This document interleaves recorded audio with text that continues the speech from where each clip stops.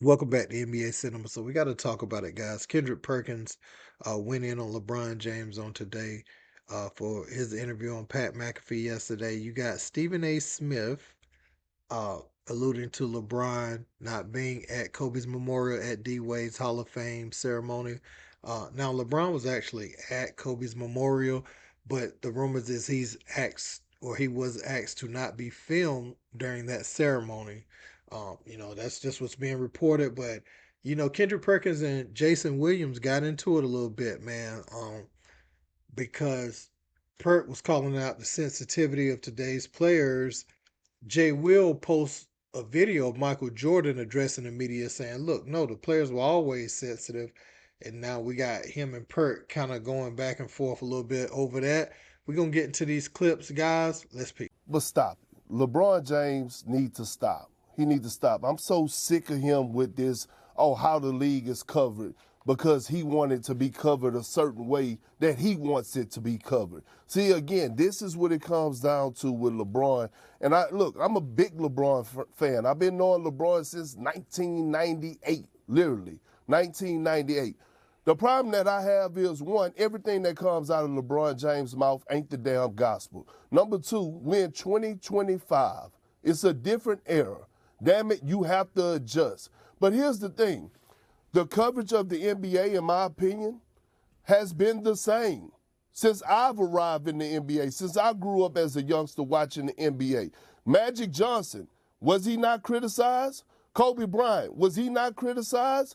Michael Jordan, was he not criticized? Allen Iverson, he was criticized. So, in today's game, these players are so sensitive that it just don't make any damn sense.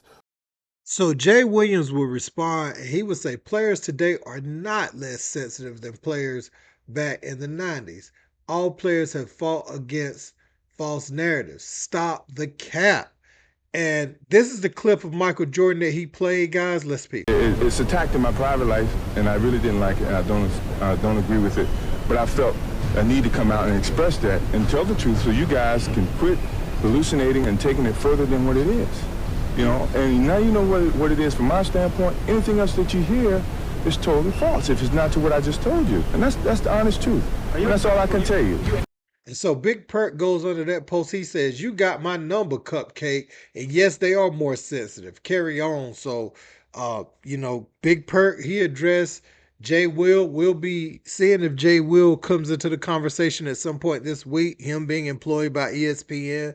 I know he mostly covers the college basketball game, but, it'd be nice to bring him in so they could have a discussion about that.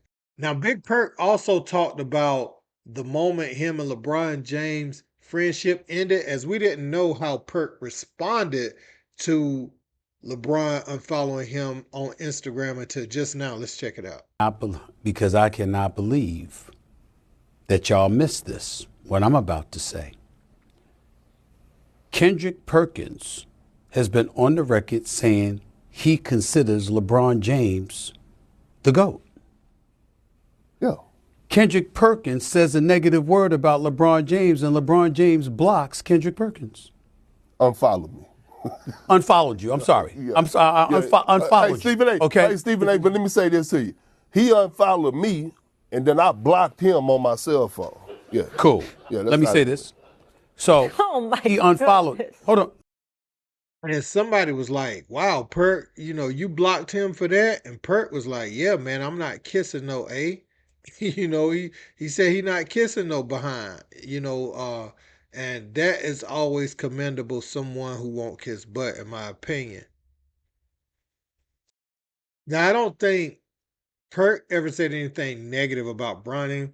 Obviously, some people have their feelings about Stephen A saying as a father, stop this. That's where this whole thing kind of came from, where it has spilled into the media. Stephen A. Smith saying, no, it's much deeper than that. I got Jordan number one of all time, and he wants to control the narrative that he's the GOAT, and he wants to get rid of Jordan as the GOAT. And if you're not in line with that, then he's pretty much pushing you off. But that doesn't fit because Kendrick Perkins has said he's the GOAT 100 times over, and he has unfollowed him. So you can't say anything, that he doesn't agree with. And, he reserves that right to cut you off for that.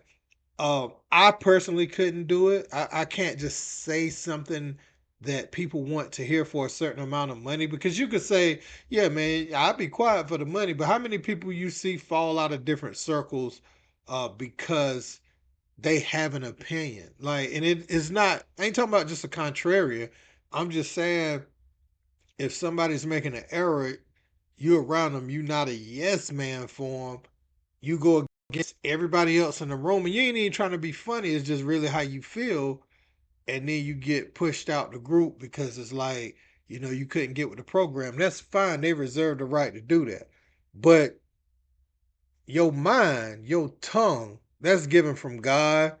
And so if you see it differently sometimes, you can verbalize that. It ain't no price tag on your ability to think on your own and your ability to speak on your own. So I commend Perk for that part of it.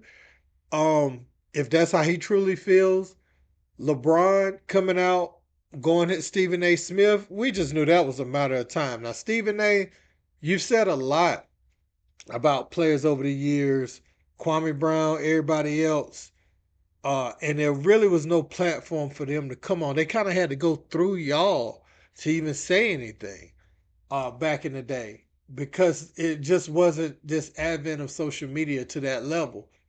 But now, you might have only, back when LeBron first came into the league, you might have only had a few chat rooms and stuff, Chat City and sites like that, but you couldn't get a microphone and get in front of, the camera and do media, or it wasn't something that was even thought about at the time.